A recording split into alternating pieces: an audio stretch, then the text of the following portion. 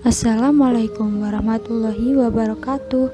Halo semuanya, kami dari kelompok 5 akan membahas tentang materi konsep dasar biostatistik dengan anggota Cindy Ayu Setianingsih, Guril Aini Lutfiah, Nurul Izaningsih, Rizwanda Karisma Putri, Siti Natur Rohmah, dan Vidya Pramesti Kirana.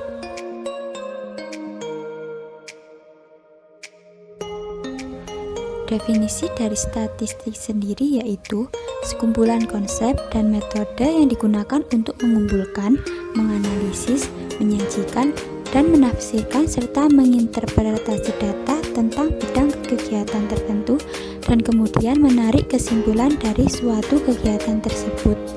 Biostatistik sama dengan statistik kesehatan, kegiatan statistik yang dipublikasikan pada kasus-kasus kesehatan. Contoh kasus kesehatan berupa AKB, AKI, diare, malaria, kesehatan lingkungan, imunisasi, sarana kesehatan, dan lain-lain.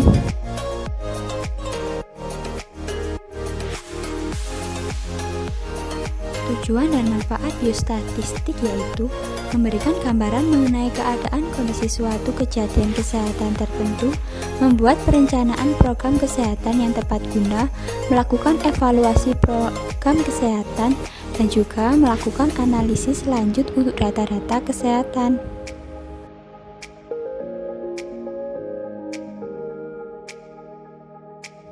Peran statistik dalam sebuah penelitian yaitu penentuan permasalahan, studi literatur, studi lapangan, analisis data, dan pembuatan laporan penelitian.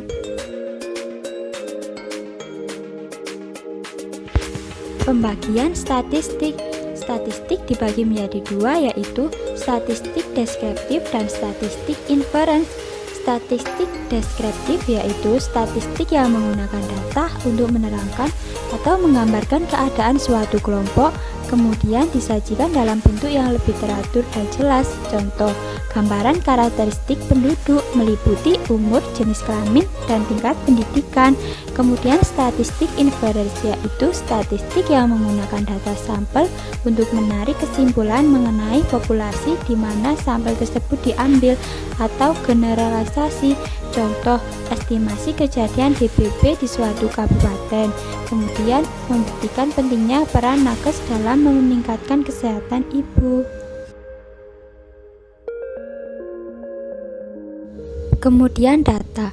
Data adalah angka-angka atau keterangan atau informasi yang merupakan hasil pengamatan atau pengukuran secara objektif dari suatu objek penelitian.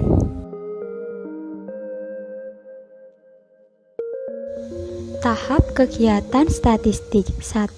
Pengumpulan data. 2. Pengolahan data. 3. Analisis data. 4. Penyajian data. 5. Interpretasi data.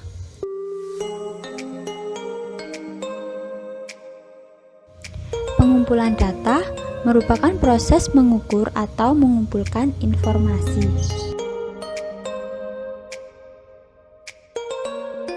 Cara mengumpulkan data yaitu yang pertama wawancara, yang kedua observasi, yang ketiga angket.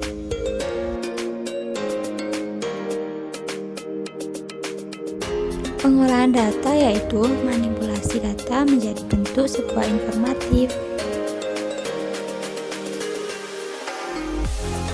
Analis data, data kemudian dianalisa dengan metode statistik untuk memperoleh gambaran keseluruhan.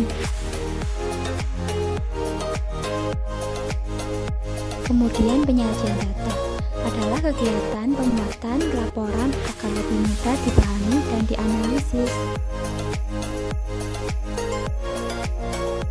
Penyajian data bisa dalam bentuk tabel, diagram batang, diagram gambar, diagram garis, dan diagram lingkaran.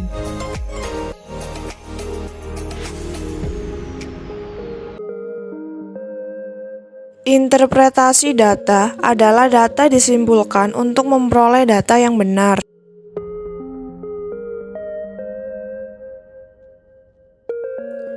Syarat data dibagi menjadi 3. Yang pertama data objektif, yang kedua data representatif, yang ketiga ada data up to date. Jenis data dibagi menjadi 2. Yang pertama ada data kualitatif atau data kategorik adalah data informasi yang menunjukkan kualitas atau mutu. Yang kedua ada data kuantitatif atau data numerik adalah data informasi yang menunjukkan besaran atau jumlah atau kuantitas.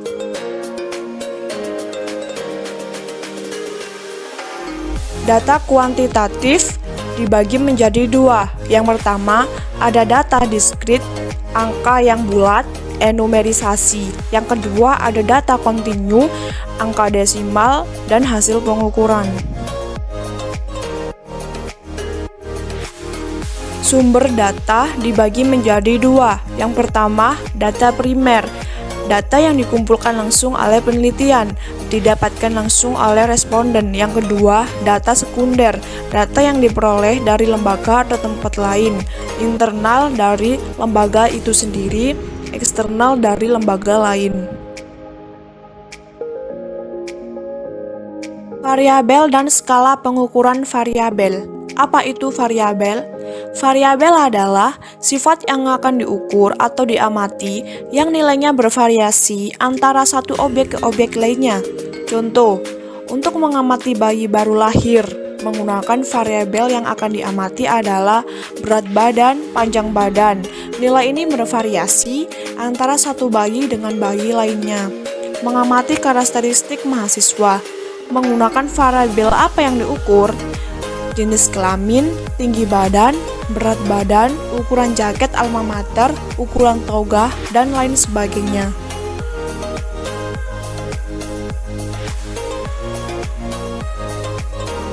Skala pengukuran dibagi menjadi 4. Yang pertama nominal, yang kedua ordinal, yang ketiga interval, yang keempat rasio.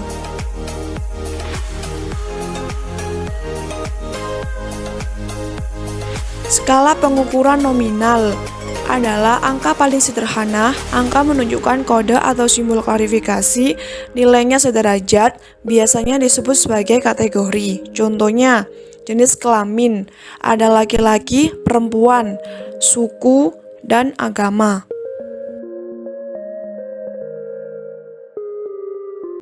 Skala pengukuran ordinal adalah angka menunjukkan kode atau simbol klarifikasi. Ada tingkatan atau urutan. Antara dua angka tidak menunjukkan jarak yang sama.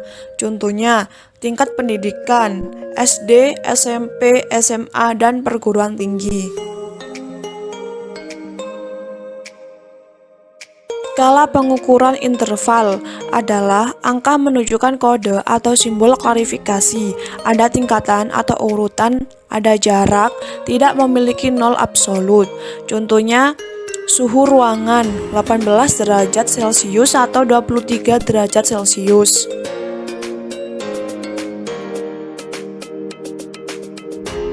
Skala pengukuran rasio adalah skala paling tinggi. Angka menunjukkan nilai yang sebenarnya. Ada tingkatan atau urutan, ada kelipatan. Perhitungan matematik memiliki titik nol absolut. Contohnya, berat badan 45 kg atau 65 kg.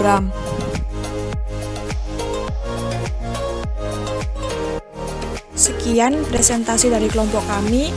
Terima kasih. Wassalamualaikum warahmatullahi wabarakatuh.